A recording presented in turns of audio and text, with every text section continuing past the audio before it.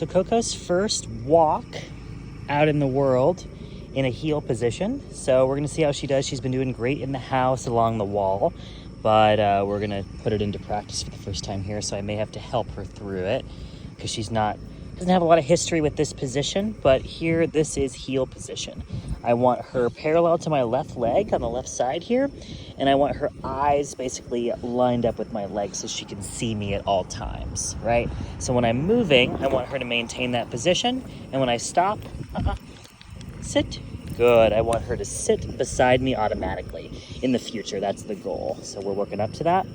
Right, so if she gets a little bit ahead of me, I'm gonna slow down and I'm gonna use the leash to move her backwards, right, and block her from going forwards. And I'm usually gonna use the leash in a popping motion, a snapping motion, not a pulling. I'm not gonna actually pull her backwards, right? So I'm gonna hold the phone here with my right hand so you can kind of see with the left hand. Heel. Good, so she's getting in front of me. Good. Good job, girly. And then she sat on her own. That's excellent. Heel. This is very normal. She's just figuring out this position for her to be making mistakes. This is her first walk. Good girl.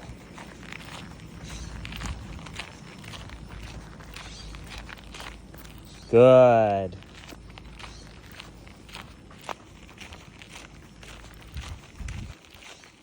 Good.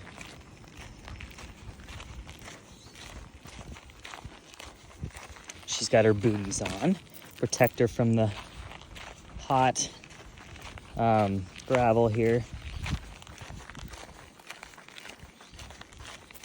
Good. It's been pretty hot out. The dogs have been getting really tired and gassed out really quick. Come here. Good. The leash is a huge part of my communication system with her. I want to be able to help her, guide her where she should move her body with the leash. So I don't want her to ever resist the leash or pull against it, right? I want her to be sensitive to the direction it's guiding her in, just like that. Where most dogs have what's called opposition reflex, where they want to pull against and resist leash pressure naturally. So I teach them, I'm trying to undo that reflex and teach them to instead yield to the leash pressure they feel and go with it. Nope, come on. She's drifting out a little bit too far there. So I keep kind of sidestepping to my right and then helping her with the leash come closer to me.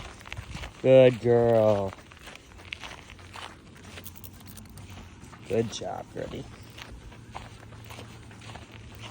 And notice the leash is always loose as well, unless I'm intentionally using it to move her body. But otherwise, I want it to be loose. I want her to be making the decision on her own to stay with me. Nope. And she'll figure that out eventually, that in order to avoid those leash pops, she's got to stick with me in this position. Come on. Good girl. Good. Sit. Good girl. Yeah.